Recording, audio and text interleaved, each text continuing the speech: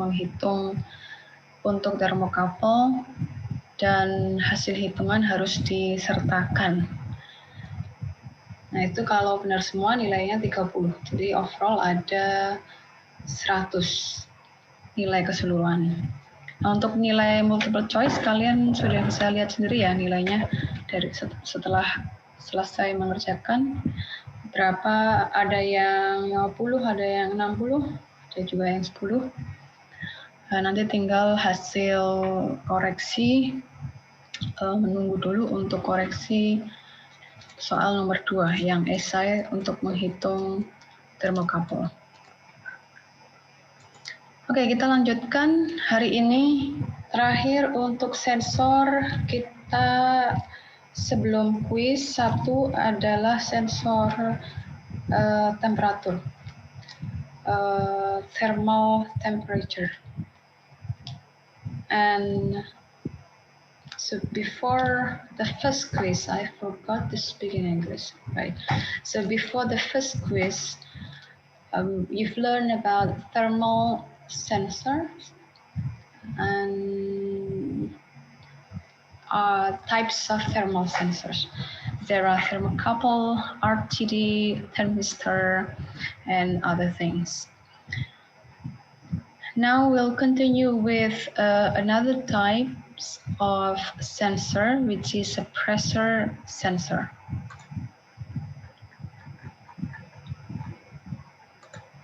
So we'll still continue about sensors. Today we learn about pressure sensor, and Monday we'll learn about flow measurement, how to measure the flow of a fluid. It can be liquid or it can be gas. Right, I hope you can see my screen. I'm sharing about pressure sensor. So from the name, actually before coming to the thermal sensor, I have shared many videos about types of sensor, right? So I think you have seen it in the video I have shared in classroom. Types of sensor, there are thermocouple, temperature, there's a pressure, vibration, and other sensors. So basically those are more general. Now we will focus on each sensor. We finished with the thermal sensor and you've done your first quiz. Now we'll continue. Okay, let me mute. Now we'll continue with the pressure sensor.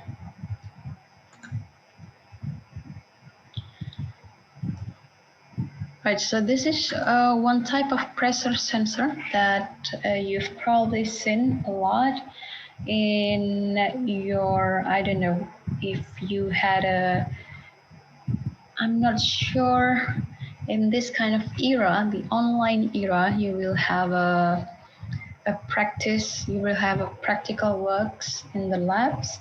So this is very common in fluid mechanics lab. So if you have a practical works or some experiments, you will see this very often. This is one of the sensor for measuring the pressure. It can be the gas or the liquid. So some principle of pressure. The picture you've seen at the top, this is what we called as a pitot tube.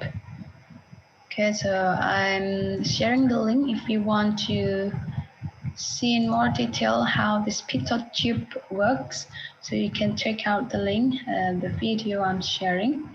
I have screen and scan from the YouTube videos, which video will give brief explanation, but it is complete. So I shared the link to you in the classroom. You can check it out.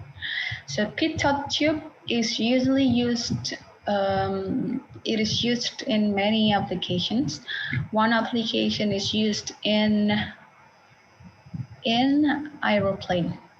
Okay, so this is used and this is very prominent. This is very important for aeroplane.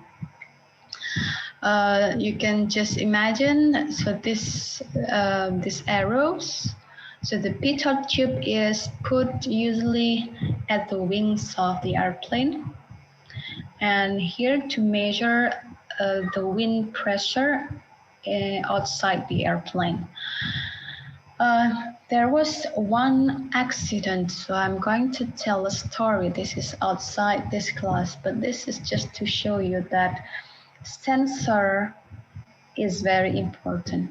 So there was an accident, a flight accident, but I forgot which one. I think it was the one in the Pacific Ocean. This is international. It was international flight.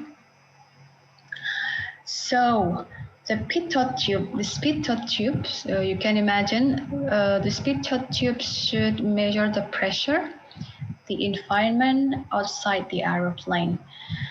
But because, you know, the airplane was flying very high at some height, some level of height, the temperature decreases. So that so before, I remember, before taking off, the maintenance guy, you know the procedure, right? So before the pilot took off the aeroplane, before that, the maintenance officers, they should make sure everything are working perfectly. But one thing that the maintenance officer forgot is checking the pitot tube.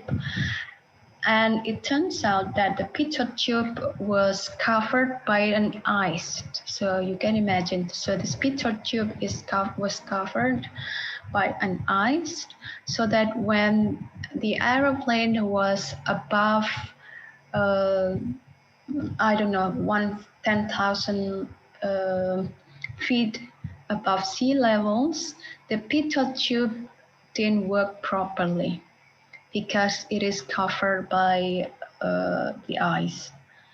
And because the pilot cannot read the change of pressure between 5,000 feet up to 10,000 feet above the sea level, so there was an accident. So you can imagine the flight accident was caused by the pitot tube because it is covered by an ice. Well, it's just a story. It's good if you see many videos about about many things related to mechanical engineering, so that we know.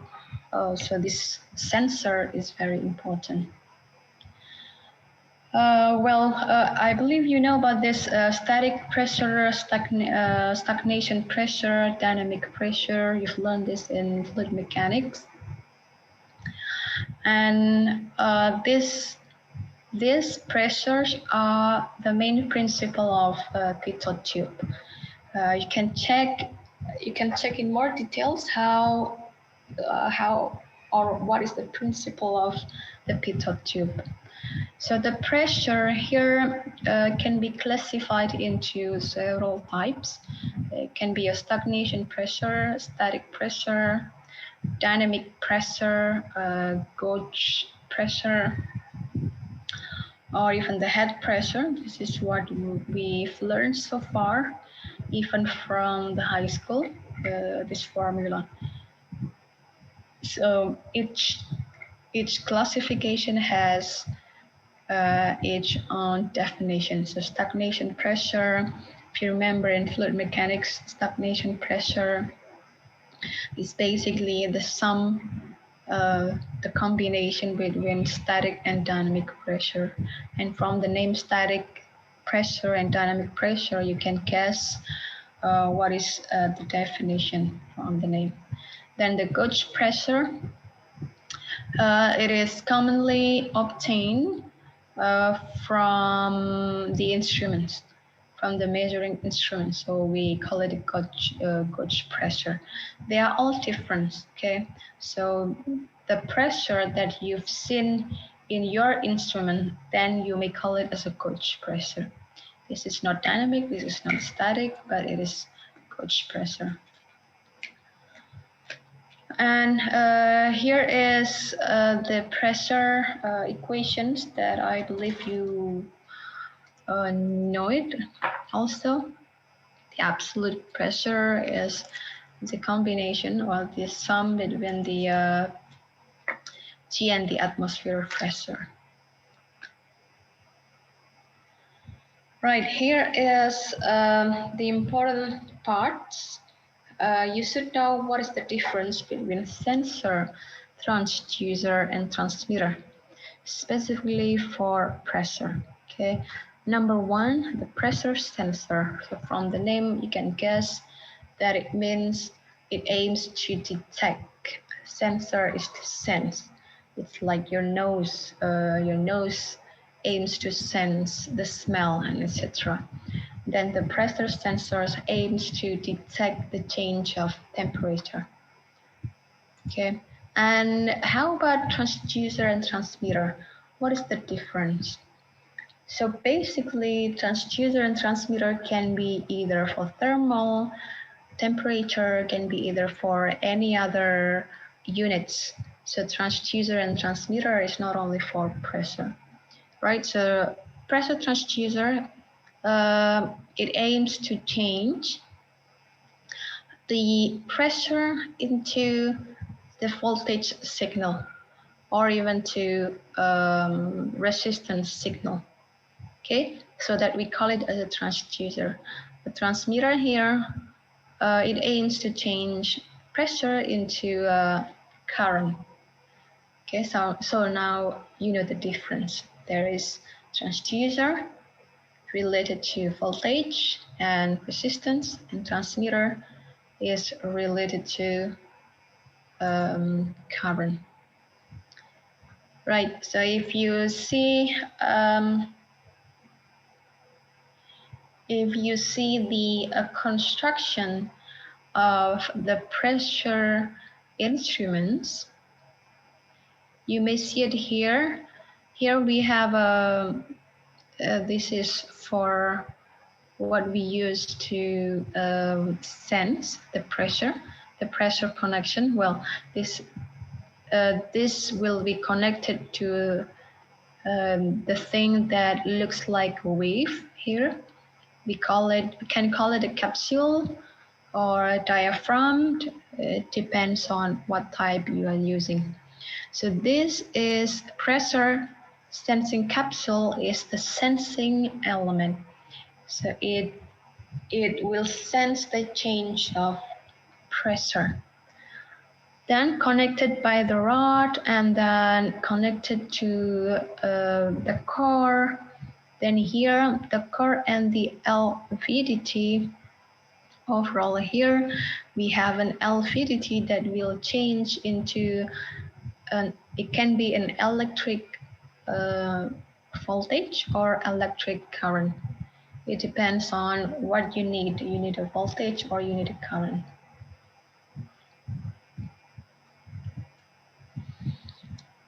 Right, and then on the classification of a sensor pressure, we may use some sensor. It depends on the application. Can be if you use it more than for the environment with more than one atmosphere, so you can use this kind of sensor types, or if you used in the environment with pressure lower than 1 atmosphere, then you can use either pyrolytic gauge, ionization gauge, and etc. We will focus more on this. We'll learn about diaphragm, Bourdon tube, and LVDT, either LVDT or RVDT. We'll learn about that in the coming slides. This is to show how will you read the results from the pressure sensor. It can be the direct reading gauge, a displacement of a wall, or it can be also indirect gauges. You can read this in more detail because it is simply in a classifications. So there is a solid wall with diaphragm, a bourdon, radiometer. For the diaphragm, there is a capacitance diaphragm or strain gauge diaphragm. We learned some of it after this. Okay, here is also another important thing to learn is a sensing element for pressure sensor. So I'm sharing the link about this also in classroom, so you can check it out if you want to see how and what is the application, how can we attach it to many applications. So it is in the video, please take a look at it first, and then you will know how many types of sensing elements, right? So types of sensing element, actually it is classified into the diaphragm. So we have a diaphragm here.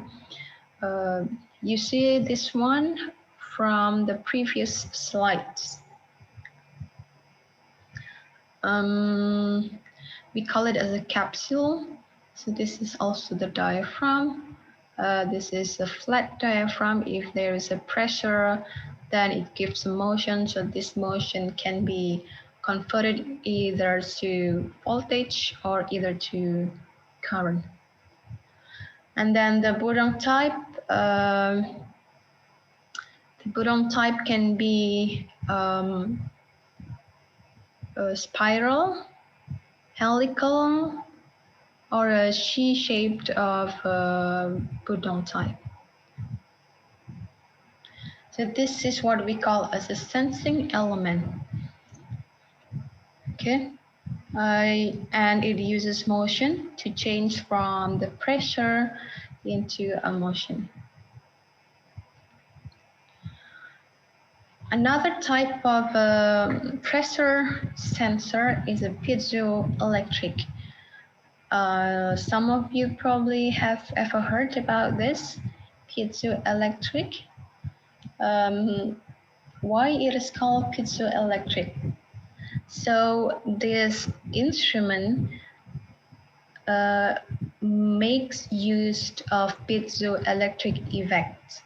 What is piezoelectric effect? I'm also sharing the link for you to understand in animation what is piezoelectric effect.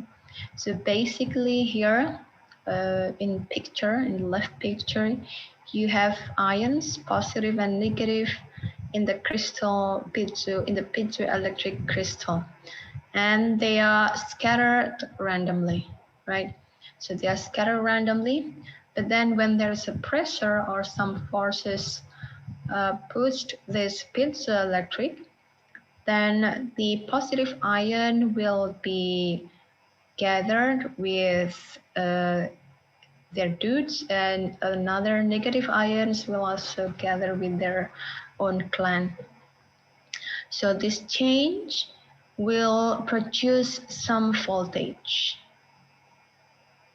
So the change of this positive, you know, you remember in chemistry that the change, if there is a motion of the ion, of the electron proton, there is an energy produced. There is either it is a voltage or a current. So it is the same. So basically you get the change of voltage due to the pressure, the force pushed on the top of the piezoelectric sensor. So this change, it is animated here at the bottom. So we have a piezoelectric metal mostly. Then we release a mass. We release it, and it struck the piezoelectric material. Then the change of this, it produces some voltages.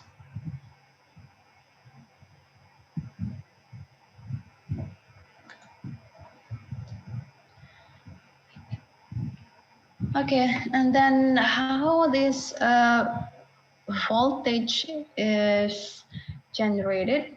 It is generated by following this formula.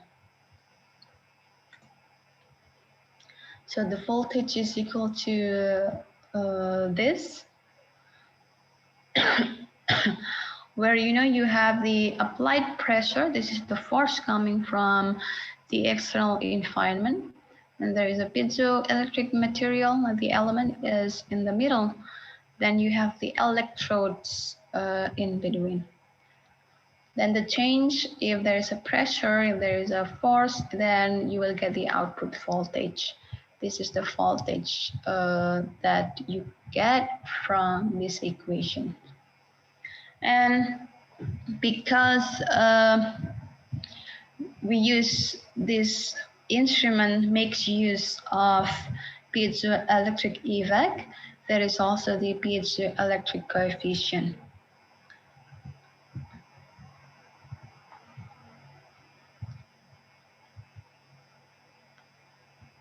Well, there is drawbacks, and also there is advantages of using piezoelectric.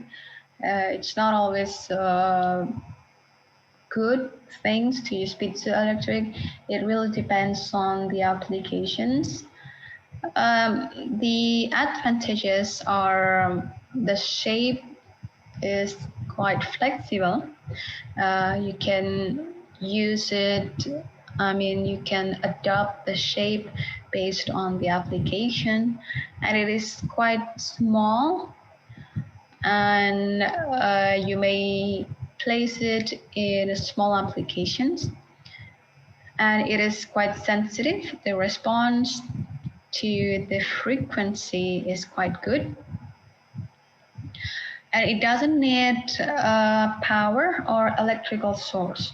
So it is not an active instrument. It is not an active sensor that you don't need power, external power. And the range for measurement is quite wide. But the bad things about piezoelectric, this is only for the dynamic. Dynamics means you use it, well, there is a dynamic measurement. If you remember in the very beginning, there are two types, static characteristics, static measurement, and also dynamic measurement. And for the piezoelectric, it is only used for dynamics. And there is noise, especially from the heat, and it is very sensitive to that. And some crystal materials, it is water soluble. This is not good for, it is not good if used in humid environment. And this output signal is quite small, so that it will need high impedance to remove the noise. Then, because we need the impedance to remove the noise, so definitely we need a signal conditioning to increase the true signal, the pure signal. And the Bourdon tube,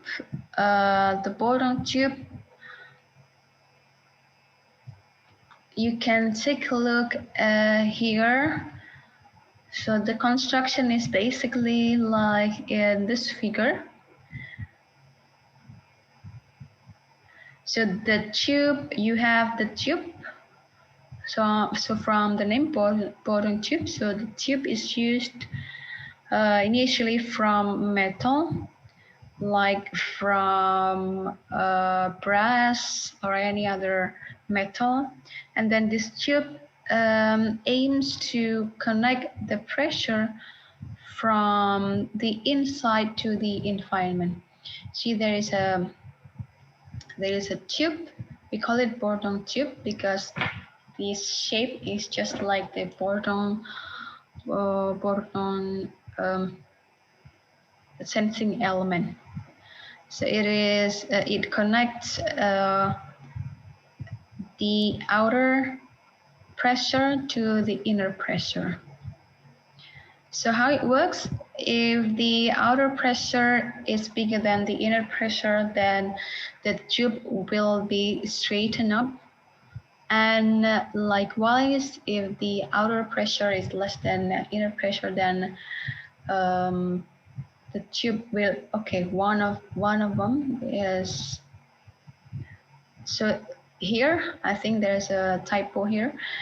So the tube will not be straightened up.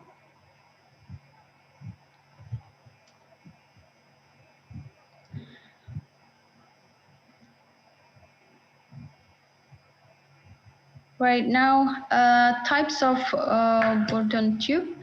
I am also sharing this, the video about the principle of Bourdon tube. So you can take a look in the video if you want to see the animations. So this is the C, type C of Bourdon tube. Why it is type C? You can see this, the gray color. This is what we call as a Bourdon tube, C type.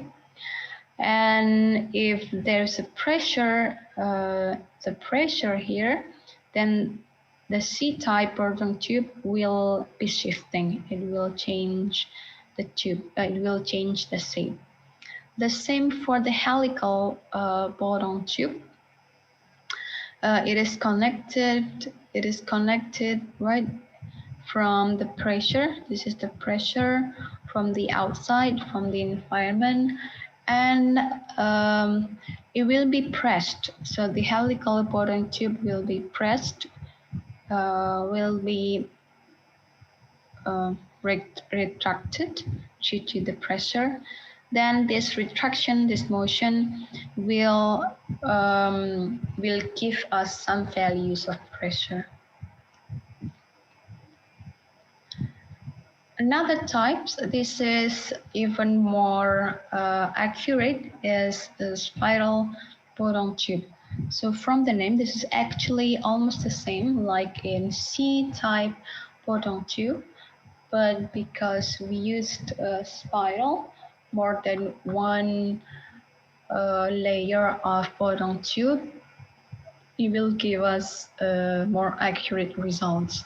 But it's the principle, it's the same with the C-type Bourdon tube. So we give a pressure, right? And here, if you give this pressure, then it will propagate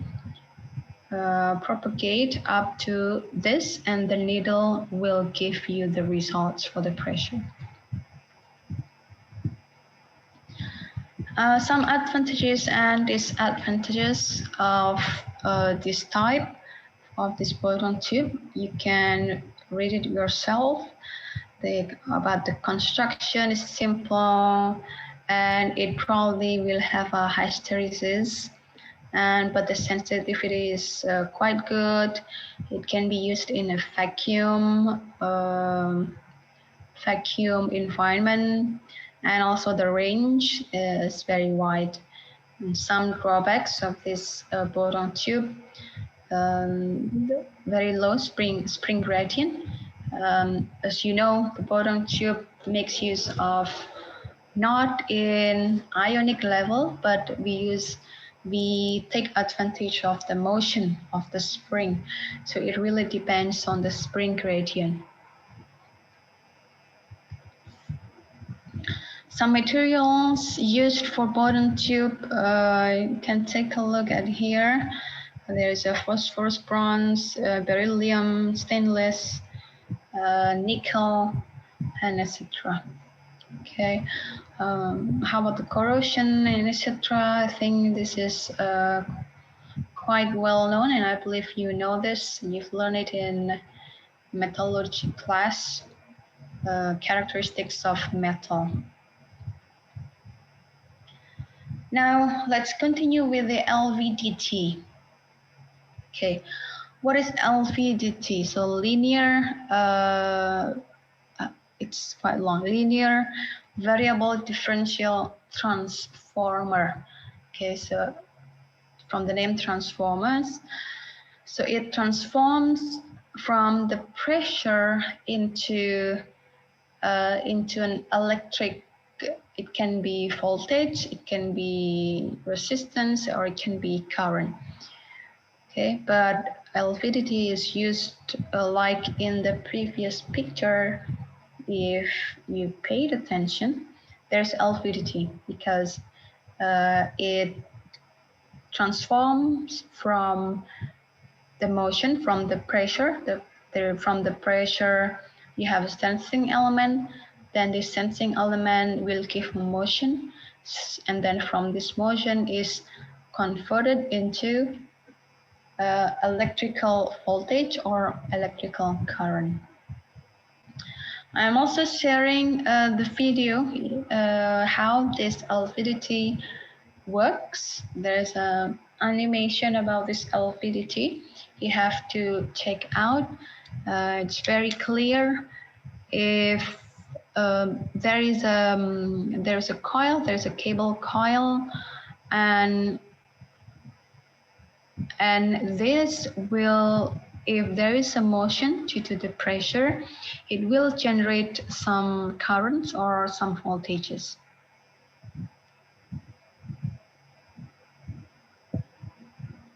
Okay, so basically it is based on the Faraday's law. If you have a voltage, electromagnetic voltage force, which is epsilon, it is generated by the conductor, which moved through a, how can I say this? Moved through a cable coil with some N coil. The Faraday's law is very well known. I believe you've learned this in your physics too. And in some topics of mechatronics class, you will see this principle again. So basically how we convert from the motion into an electric, either can be electric current or electric voltage. Here is the LVDT. Here's how it looks, the LVDT. See, there is a, you remember here, if you have some coils, the cable coils, and if there is a mechanical motion, can be a change of position, vibration, then it will be converted into an electrical current or electrical voltage. So the working principle is basically the AC voltage is flowing down the conductor, the primary coil here, and then it will generate some magnetic flux in the core, and it will also, because it generates some magnetic flux in the core, so it will also generate some, it will also generate some voltage also in the secondary coil. Then the change of voltage between those two coils, cable coils, will be measured, and also this will become the output of the LVDT. And what are the components of the LVDT? You can take a look here. We have a primary coils and also two secondary coils, and we need an AC voltage from the primary coil and also the movable core.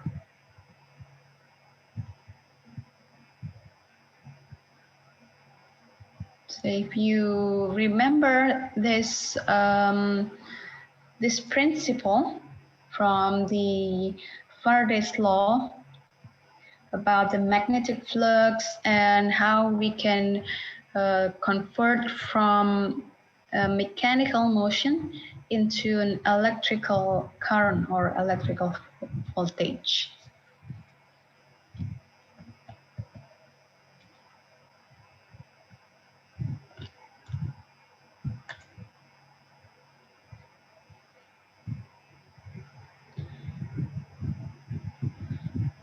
Right, so okay, unfortunately we cannot see the video here, but I'm already sharing the video how this LVDT used. From the name linearly, it is used mostly the principle used here is the linear motion. See, the core will be moving back and forth, and we have the primary coil with the secondary coils, and the change of the voltage will give you the output results. We have also the RVDT, the rotary variable differential transformer. So basically it is the same like LVDT. It's only that the motion of the core is not linear, but it is rotational. So in LVDT, the core is moving linearly, but in RVDT, it is moving rotational. Okay, so if I go back to the previous, so the core here is moving back and forth linearly, but here the core is rotating. Okay, the core is rotating because the primary coil generates some voltage so that there is a flux, magnetic flux here, so it will drive the core to be rotating.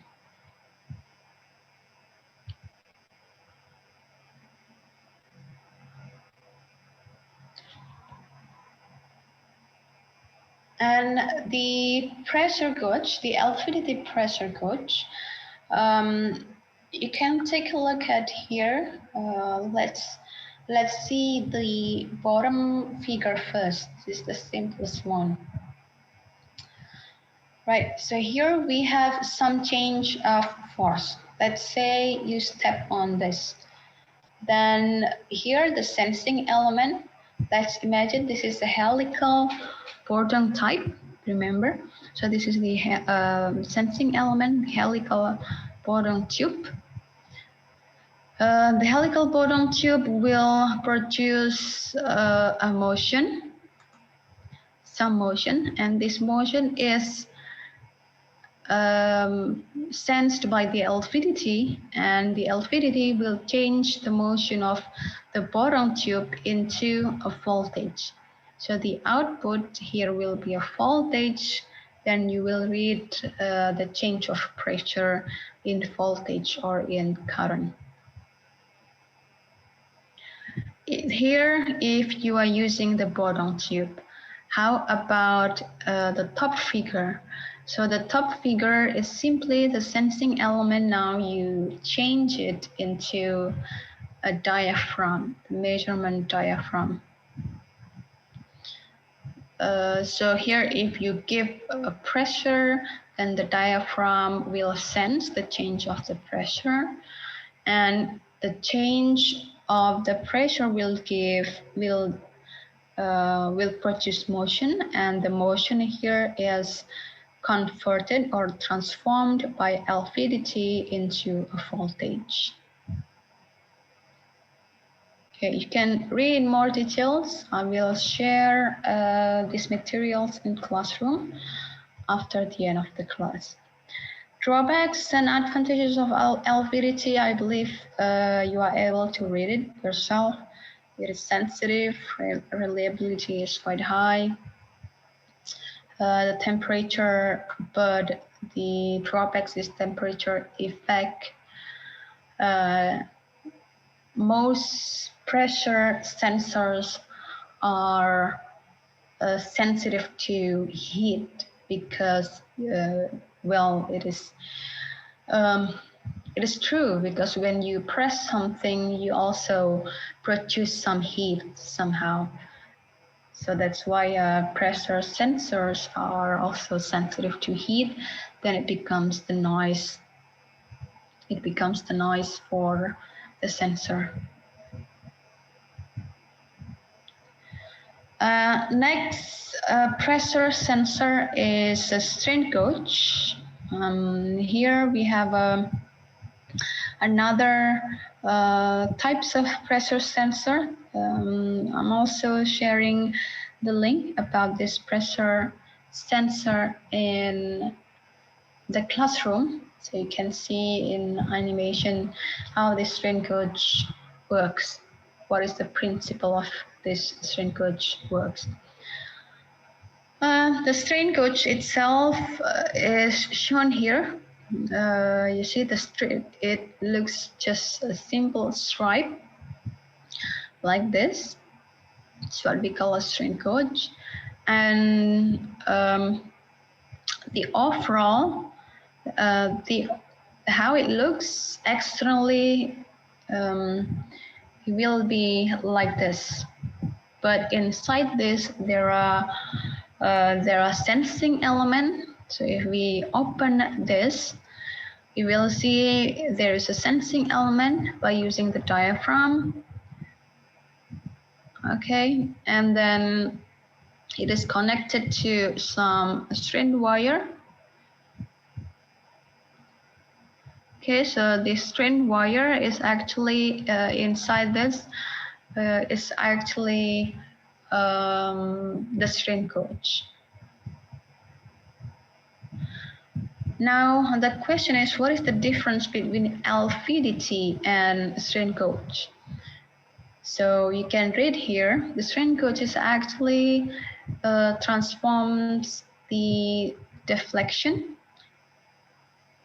the pressure due to the pressure, the material deflection due to the pressure into resistance. Okay, now you see the difference between LVDT and strain gauge. So in the strain gauge, we take advantage of the material's elasticity. We are using the deflection to read the change of pressure.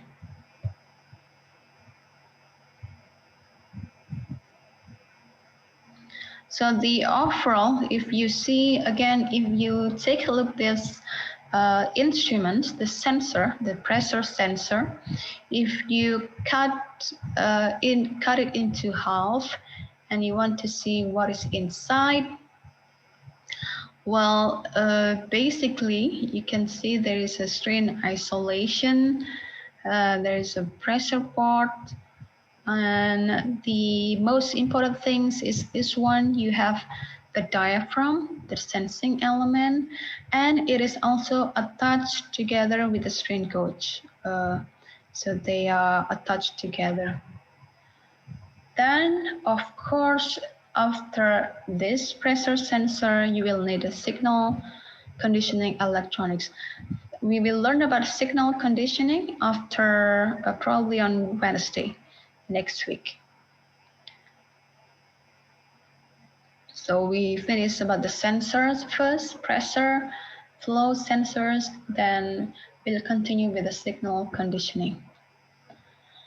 And finally, you come up with the signal conditioning, some filter, then electric connections, and so on, and probably the reading graphs to see the pressure value.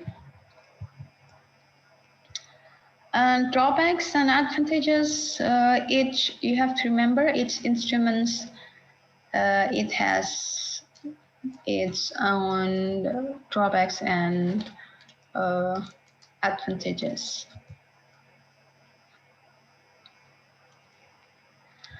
Now we are coming to the capacitor, the capacitance of capacitor.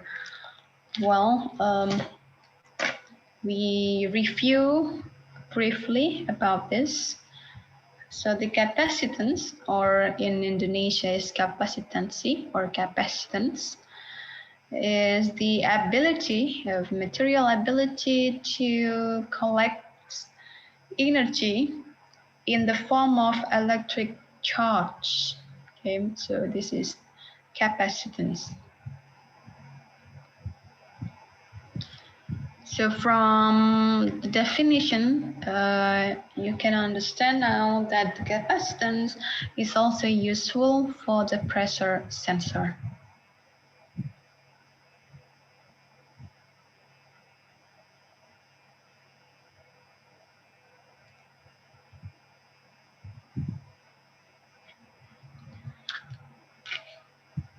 So the capacitance of capacitor here defined by the C capital. C is equal to epsilon A divided by D.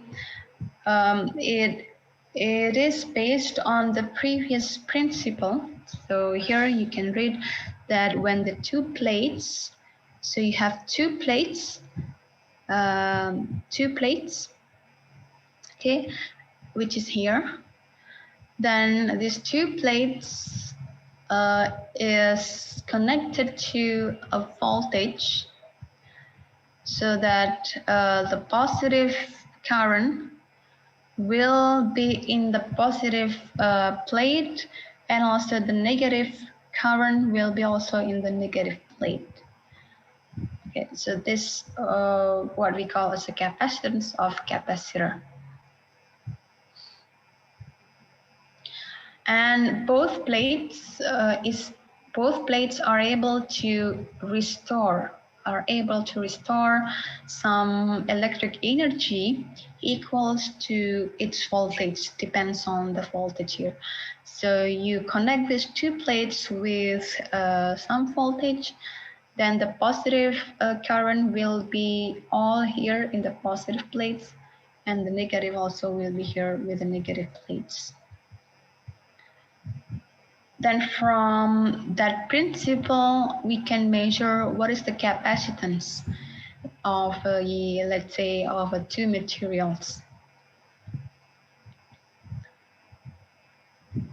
Here is in Faraday, the farads. We need to know first the permittivity of the dielectric, the area of the plate, and also the distance between two plates, between two separated plates. The capacitance, materials capacitance, you can take a look here. You have water, compared if you have aluminum, and also if you compare it with other silicons, for example, it somehow makes sense that some materials have more value of capacitance. Different types of capacitance, parallel types, parallel plate types. This is what we've just seen. There is also coaxial cable, two two cylinders. One inside and another is outside, or another pair of wires. So imagine you have two wires, but they are separated by a linear distance. Drawbacks and advantage, you can take a look here. Now we'll see how this Bodong tube, the Bodong tube works, as I already mentioned before. So the Bodong tube, you can read the results immediately. This also I give the link for the video so that you can take a look at it. And by using this bottom tube, if there's a pressure here, so this bottom tube will change the shape, and the change of the shape will move the needle so that you can read the pressure immediately.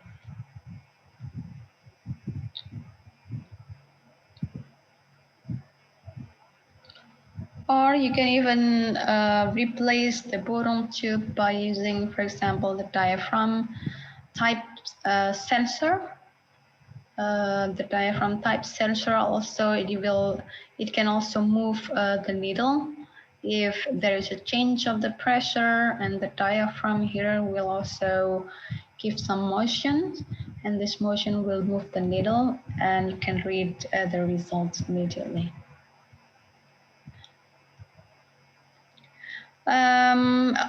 As I told you before, that it also has drawbacks and advantages for each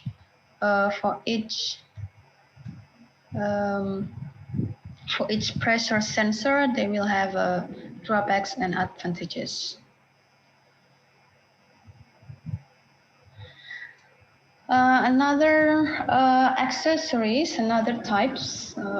Here we'll talk about accessories. I mean, this to complement the pressure sensor. We call it siphon tubes. Can be a pigtail, can be coil pipe. So this accessory aims to avoid the damage due to the vapor or due to the gas, high temperature gas.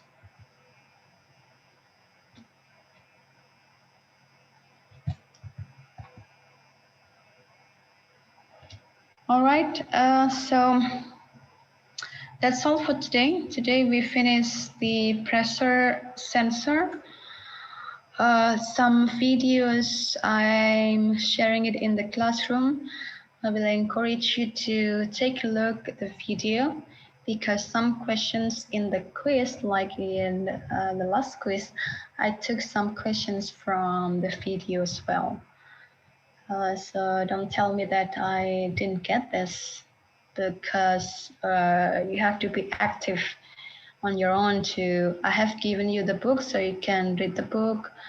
But this pressure sensor, I don't think it is available in the book, but I'm giving you the videos that you can check it out. It gives also some drawbacks and advantages, and you can see it yourself, the animation of each instrument. It is good to know how it works in animation, so that it'll give you the idea how it works. All right, that's it for today. We'll meet again on Monday. We'll continue with the flow sensor. Then Wednesday, we'll continue with the signal conditioning. Don't forget to input your attendance, because I have given the codes already in classroom. I will share today's material also in classroom. Okay, thanks for coming. Take care. See you next week. See you on Monday. Excuse me, ma'am. Thank you, ma'am. Thank you, ma'am.